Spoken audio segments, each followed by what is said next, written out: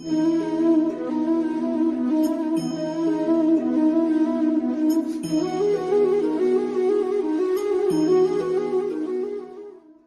श्री कुंज प्यारी की, जय श्री राधा प्यारी की। हरे कृष्णा कृष्णा कृष्णा हरे हरे, हरे रामा राम राम हरे हरे। भगवत रसिक चैनल में आप सभी का स्वागत है। हरि के प्यारे भक्तों, क्या आप सब सिंहाचल विशाखापट्टनम आंध्र प्रदेश के वराहलक्ष्मी नरसिम्हा मंदिर के बारे में जानते हैं? अगर आप नहीं जानते तो ये वीडियो आपके लिए है। इस वीडियो को अंत तक ज़रूर देखिएगा। मगर उस मंदिर के बारे में जानने से पहले अगर आपने अभी तक इस चैनल को सब्सक्राइब नहीं किया है तो जल्दी से इस चैनल को सब्सक्राइब करें, ताकि नई वीडियो अपलोड होते ही आपके पास उसकी नोटिफिकेशन आ जाए और आप सबसे पहले उस वीडियो को देख सको। तो चलिए जानते हैं। वराहलक्ष्मी नरसिम्हा मंदिर भारत के आंध्र प्रदेश राज्य के सबसे बड़े शहर विशाखापट्टनम में सिंहाचल की पहाड़ी पर स्थित है।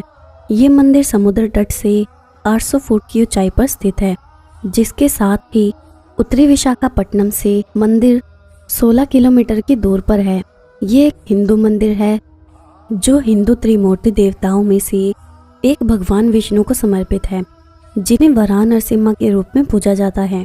वराहलक्ष्मी नरसिम्हा मंदिर आंध्र प्रदेश के 32 नरसिम्हा मंदिरों में से एक है, जो महत्वपूर्ण तीर्थ स्थल है। वराहलक्ष्मी नरसिम्हा मंदिर का इतिहास भगवान विष्णु की एक कथा के साथ जुड़ा है। ये मंदिर सिंहाचल में स्थित है, जिसका शाब्दिक अर्थ है सिंह या पर्वत। इसलिए ये मंदिर एक पहाड़ी पर बना हुआ है। ऐसा माना जाता है कि ये पर्वत भगवान विष्णु के चौथे अवतार प्रभु नरसिंह का निवास स्थान हुआ करता था, और इसी स्थान पर भगवान नरसिंह अपने भक्त प्रहलाद की रक्षा के लिए अवतरित हुए थे। स्थल पुराण के अनुसार भगवान विष्णु के भक्त प्रहलाद ने ही इस स्थान पर नरसिंह भगवान का पहला मंदिर बनवाया था। भक्त प्रहलाद द्वारा इस मंदिर का निर्माण भगवान विष्णु के अवतार नरसिंह द्वारा उनके पिता के संहार के बाद बनवाया था, पर उनकी मृत्यु के पश्चात इस मंदिर का रखरखाव नहीं हो सका और ये मंदिर पृथ्वी के अंदर समा गया। नियमित समय के बाद लुनार वंश के पुरोरवा ने एक बार फिर इस मंदिर की खोज की और इसका पूर्ण निर्माण करवाया, पर मंदिर के इतिहासकारों के अनुसार चालुक्य चोल राजा कोलोतुंग प्रथम द्वारा 9वीं शताब्दी का एक शिलालेख मिला था, जिसके बाद 13वीं शताब्दी में मंदिर का कई बार पुनर्निर्माण होता रहा है और बाद में मंदिर को कई शाही परिवारों से संरक्षण भी प्राप्त हुआ, जिनमें से विजयनगर साम्राज्य के तुलु वंश उल्लेखनीय है। मंदिर को 1564 ईसा से 1604 ईसा पूर्व तक 40 वर्षों की धार्मिक उदासीनता का सामना करना पड़ा। इसके बाद 1959 ईसा में मंदिर राज्य सरकार के दायरे में आया और वर्तमान में सिंहाचल देवस्थान बोर्ड द्वारा संक्षिप्त है। तो चलिए जानते हैं वराहलक्ष्मी नरसिम्हा मंदिर से जुड़े कुछ रोचक तथ्यों के बारे में। अक्षय तृतीया के पवित्र दिन श्री लक्ष्मी नरसिम्हा भगवान का चंदन से श्रृंगार किया जाता है। पौराणिक ग्रंथों के अनुसार अक्षय तृतीया के दिन शुभ कार्य किए जाते हैं और माना जाता है कि भगवान की प्रतिमा का वास्तविक रूप केवल इसी दिन देखा जा सकता है। श्री वराहलक्ष्मी नरसिम्हा मंदिर सिंहाचल क्षेत्र में 11वीं शताब्दी में बने विश्व के गिने चुने प्राचीन मंदिरों में से एक मंदिर माना जाता है। मंदिर के अंदर 3 आंगन और अंदर जाने के लिए 5 द्वार हैं, जिससे मंदिर को बाहर से देखने पर एक किले जैसा प्रतीत होता है। मंदिर की वास्तुकला कलिंग आर्किटेक्चर, चालुक्य वास्तुकला और चोल की शैलियों का मिश्रण है। मंदिर का मुख पश्चिम की ओर है, जो पुरुषोत्तम संहिता और विष्णु संहिता के अनुसार विजय के प्रतीक को दर्शाता है। इसके अलावा मंदिर में कई उपमंदिर और कुछ मंडप भी बने हुए हैं।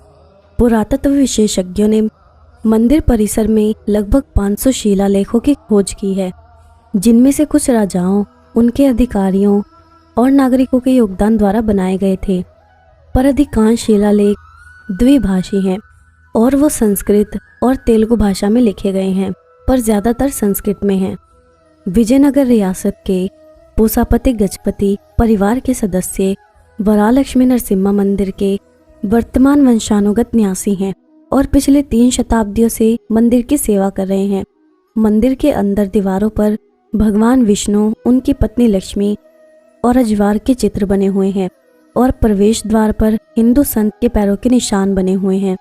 मंदिर का गर्भगृह घन आकार का है, जिसकी दीवारों में चालुक्य शैली में नक्काशी की गई मूर्तियां स्थापित हैं।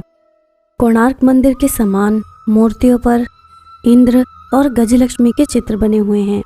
मंदिर के गर्भगृह की दक्षिणी दीवार पर प्रहलाद की उपस्थिति में हिरण्यकश्यप को मारते नरसिम्हा की एक मूर्ति बनी हुई है, जो मंदिर की वास्तुकला की एक अनूठी विशेषता और एक स्थायी मुद्रा का स्वरूप है। मंदिर के अंदर 2 मंडप बने हुए हैं, जिनके चारों ओर बाहरी जगत शक्ति को दर्शाते हुए गड़े हुए हाथियों की एक पंक्ति है और मंदिर के मुख्य हॉल में कपम स्तंभ नाम का एक स्तंभ है, जिसके बारे में माना जाता है कि इसमें उपचारात्मक शक्तियां हैं। इसके अलावा मंदिर के गर्भगृह में चारों ओर भीतर हंसों की एक पंक्ति बनी हुई है। प्रमुख मंदिर के परिसर में केवल 4 मुख्य आभूषण का उपयोग किया गया है, जिसमें हीरे और माणिक से बना एक थिरुनामम पन्ना की एक श्रृंखला, एक 16 तोले का कंगन और एक स्वर्ण मुकुट सम्मिलित है।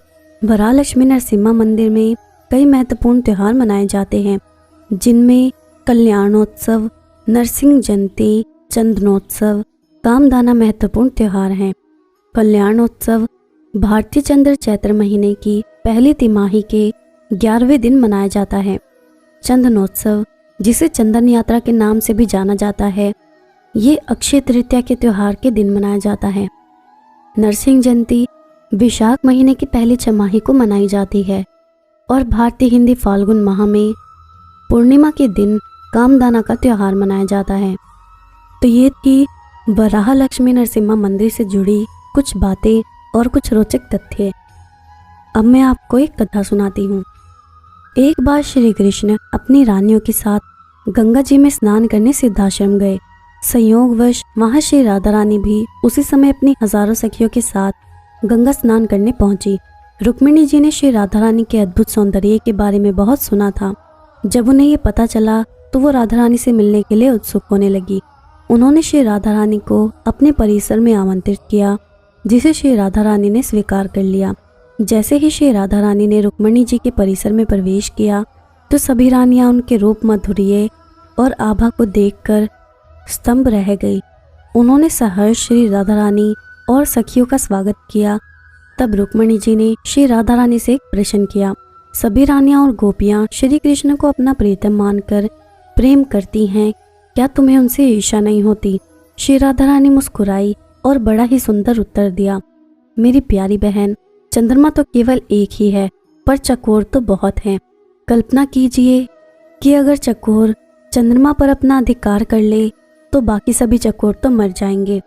इस प्रकार सूर्य एक है, हम सभी उसी के प्रकाश से दृष्टि पाते हैं।